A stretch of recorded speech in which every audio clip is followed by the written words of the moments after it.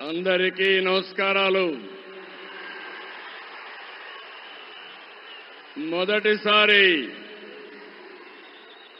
ఈరోజు మీ ఉత్సాహం చూస్తున్నాను. నరేంద్ర మోడీ గారు ఇక్కడే ఉన్నారు. కడాన ఆయన క్రమశిక్షణ మీరు నేర్చుకోవాల్సింది. మేము ఎవ్వరు కూడా నివారించలేకపోయాం. ఇక్కడ టవర్స్ ఎక్కినప్పుడు ఒక ప్రధానమంత్రిగా ముందు చూపుతో మీరు దిగకపోతే ప్రమాదం వస్తుందని గ్రహించిన వ్యక్తి మన మోదీజీ గారు. అవునా కాదా అని మిమ్మల్ని అడుగుతున్నా. అలాంటి నాయకత్వం ఇక్కడికి వచ్చింది. ఎవరికైనా అనుమానం ఉందా? తమ్ముళ్ళు, గెలుపు ఎన్డీఏది. మా యువత ఉత్సాహం చూస్తున్నా. మా ఆడబిడ్డల పట్టుదల చూస్తున్నాం. ఈరోజు మీరందరూ కూడా మోదీజీ గారి నాయకత్వంలో అండగా ఉంటామని చెప్పడానికి వచ్చారు. అవును అంటే గట్టిగా చప్పట్లు కొట్టి చెప్పండి అవునని.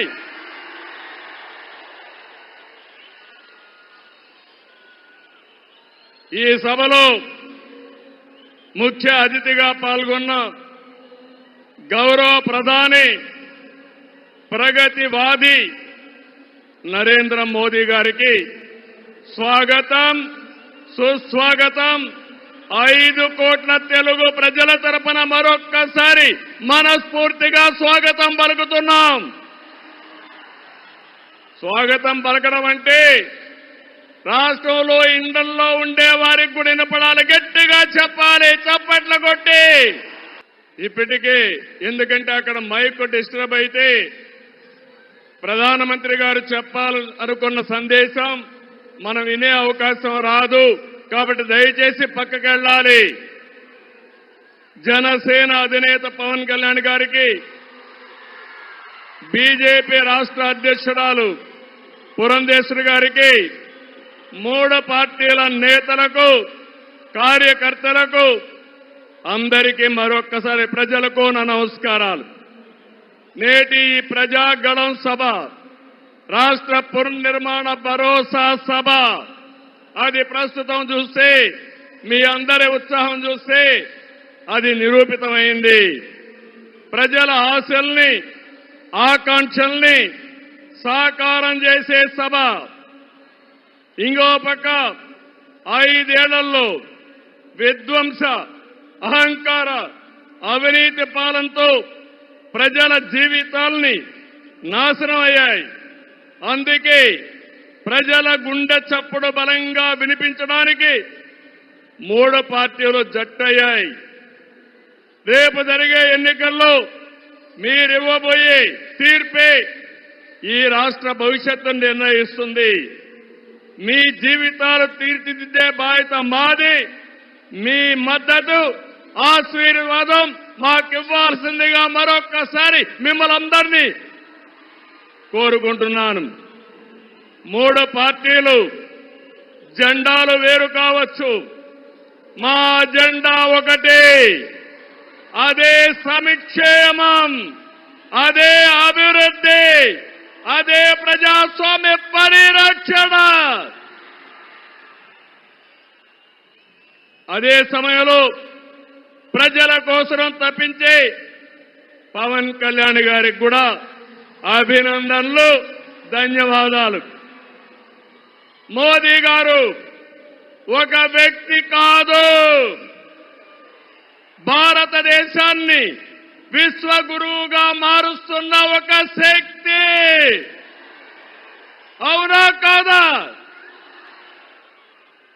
మోదీ అంటే సంక్షేమం, మోదీ అంటే అభివృద్ధి, మోదీ అంటే సంస్కరణ, మోదీ అంటే భవిష్యత్తు, మోదీ అంటే ఆత్మగౌరవం, ఆత్మవిశ్వాసం.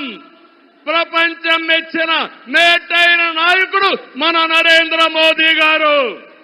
కిసాన్ సమ్మాన్ నిధి, పిఎం ఆయుష్మాన్ భారత్, జల జీవన్ మిషన్ వంటి పథకాలతో సంక్షేమానికి కొత్త నిర్వచనం చెప్పిన వ్యక్తి నరేంద్ర మోదీజీ. సంక్షేమ పథకాలు అందిస్తున్నాయి దేశాన్ని బలమైన ఆర్థిక శక్తిగా మార్చడానికి make in India, startup India, skill India, digital India, Gatishakti, Bharat Mala వంటి అభివృద్ధి కార్యక్రమాలతో సంపద సృష్టించిన వ్యక్తి మోదీ గారు. డిమానిటైజేషన్, జీఎస్టీ వంటి సంస్కరణలతో దేశ ఆర్థిక ముఖ చిత్రాన్ని మార్చిన వ్యక్తి మోదీ గారు. ఆయన నినాదం సబ్కా సాత్, సబ్కా వికాస్, సబ్కా విశ్వాస్ అనే నినాదంతో దేశానికి ఒక నమ్మకాన్ని కల్పించిన శక్తివంతమైన నాయకుడు నరేంద్ర మోదీ గారు. కోవిడ్ సంక్షేమం జ్ఞాపకం ఉందా తమ్ముళ్ళు? ప్రపంచంలో ఎవ్వరూ చేయలేని విధంగా ఆ సమయంలో సమయస్ఫూర్తిగా చేసి మన ప్రాణాలు రక్షించిన వ్యక్తి నరేంద్ర మోదీ గారు. అవునంటే గట్టిగా చప్పట్లు కొట్టి అభినందించమని మిమ్మల్ని అందరినీ కోరుతున్నా. 100 దేశాలకి వ్యాక్సిన్ ఇచ్చి దేశ సమర్థతని చాటి చెప్పిన వ్యక్తి. ప్రపంచంలో 11వ స్థానంలో ఉన్న ఆర్థిక వ్యవస్థని 10 ఏళ్లలో 5వ స్థానానికి తీసుకొచ్చారు. రాబోయే రోజుల్లో ఈ స్థానం నుంచి 3వ స్థానానికి వస్తాం. అంటే ప్రపంచానికి అమెరికా, చైనాతో ధీటైన ఆర్థిక వ్యవస్థను తెచ్చే శక్తి, సామర్థ్యం నరేంద్ర మోదీ గారికి ఉన్నాయని చెప్పి కూడా నేను మీకు తెలియజేస్తున్నా. వికసిత్ భారత్ నరేంద్ర మోదీ గారి కళ. వికసిత్ ఆంధ్రప్రదేశ్ మనందరి కళ కావాలి. వికసిత్ భారత్ దిశగా దేశం దూసుకుపోతుంది. ఈ ప్రయాణంలో వచ్చే అవకాశాల్ని అందిపుచ్చుకొని ఏపీ కూడా అభివృద్ధి చెందాలి. మన జీవితాలు బాగుపడాలి. పేదరికం లేని దేశం మోదీ గారి కళ, ఆయన సంకల్పం. ఈ రాష్ట్రంలో పేదరికం లేకుండా చేయడం మన సంకల్పం కావాలి. అందుకే మనం అందరం ఆయన ఆశయాలతో అనుసంధానం కావాల్సిన అవసరం ఉంది. ఒక విషయం ఇక్కడ చెప్పాలి. मोदी जी का संदेश है कि विकसित भारत के लिए यही समय है, सही समय है. నేను చెప్తున్నాను, मैं कहना चाहता हूं कि देश को सही समय में मोदी जी जैसा सही नेता मिला है. आपकी पूरी कोशिशों में हम आपके साथ रहेंगे, ये हमारा वादा है. నేను ఒకటే ఈరోజు చెప్తున్నాను, భారతదేశానికి ప్రపంచంలో గుర్తింపు తెచ్చిన వ్యక్తి నరేంద్ర మోదీ గారు. వికసిత్ భారత్ ద్వారా ప్రపంచంలోనే నెంబర్ 1 దేశంగా చేసే శక్తి, సామర్థ్యం ఒక్క నరేంద్ర మోదీ గారికే ఉందని మరొకసారి విజ్ఞప్తి చేస్తున్నా. ఆయన ఆశయం ఇప్పటికే జరుగుతా ఉంది. భవిష్యత్తులో ఈ దేశాన్ని జీరో పావర్టీ నేషన్ గా తయారు చేసే శక్తి కూడా వారికే ఉంది. దేశం దూసుకుపోతా ఉంది. రాష్ట్రంలో సమస్యలున్నాయి. 2014 విభజన తర్వాత సవాళ్లని, సమస్యల్ని అధిగమించాం. నవ్యాంధ్ర కోసం ముందుకు పోయాం. ఎన్డీఏలో భాగస్వామిగా కేంద్ర ప్రభుత్వం రాష్ట్రంలో అనేక కార్యక్రమాలు చేశాం. ఆ రోజు మీరు ఒక్కసారి చూస్తే 11 జాతీయ విద్యా సంస్థల్ని కేంద్ర సహకారంతో ఇక్కడ నిలబెట్టాం. మోదీ గారి చేతుల మీదుగా అమరావతిని నిర్మాణం కోసం చేశాం. అదే గాని ఈరోజు పూర్తయి ఉంటే దేశంలో ఒక బ్రహ్మాండమైన నగరంగా అమరావతి తయారయ్యేది. 3 ముక్కలాటతో అమరావతిని నాశనం చేసి భ్రష్టు పట్టించిన వ్యక్తి ఈ జగన్మోహన్ రెడ్డి. పోలవరం కేంద్ర సహకారంతో 72% పూర్తి చేస్తే ఈ ప్రభుత్వం పోలవరాన్ని గోదావరిలో కలిపేసే పరిస్థితికి వచ్చారు. ఈ విధంగా ఒక ప్రాజెక్టు కాదు, అన్ని ప్రాజెక్టులు నష్టపోయాం. సహజ వనరులు దోచేశారు. ల్యాండ్, శాండ్, వైన్, మైన్ అన్నిట్లో వేల కోట్ల రూపాయలు దోపిడీ చేశారు. జే బ్రాండ్లతో లిక్కర్ తెచ్చి ప్రజల ప్రాణాలు పణంగా పెట్టి అతని ఆదాయం పెంచుకున్న దుర్మార్గుడు ఈ జగన్మోహన్ రెడ్డి. ఓటేసిన ప్రజల్ని పన్నుల బాధతో కాటేశాడు. పెట్టుబడులు తరిమేశాడు. 5 ఏళ్లలో రోడ్లు లేవు, ప్రాజెక్టులు లేవు, పరిశ్రమలు లేవు, ఉద్యోగాలు లేవు, ఉపాధి లేదు, అభివృద్ధి అన్న మాటే లేదు. ప్రజల జీవితాల్లో ఆనందం కూడా లేదు. అంతటా గంజాయి, అశాంతి, అభద్రత, ఆందోళనతో బంగారు లాంటి రాష్ట్రాన్ని జగన్ చీకటమయం చేశాడు.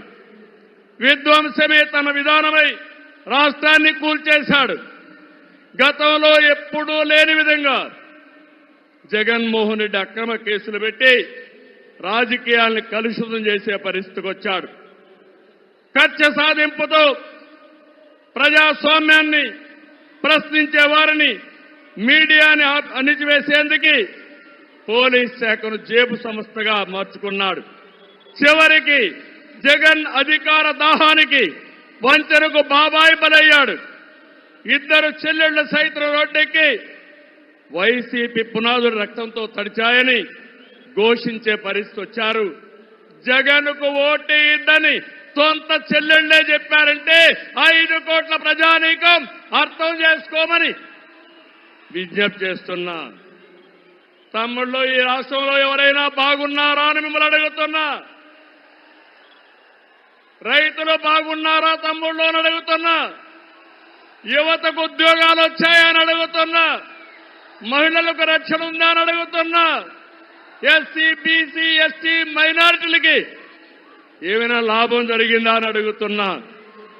ఇలాంటివన్నీ చూస్తే ఒకరిద్దరు కాదు, అందరూ నష్టపోయారు.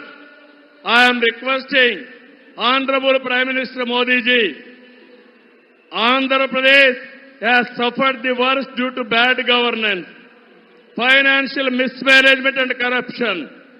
You will be shocked to know that collectorate offices, Raitu Bazar buildings, government colleges have been mortgaged.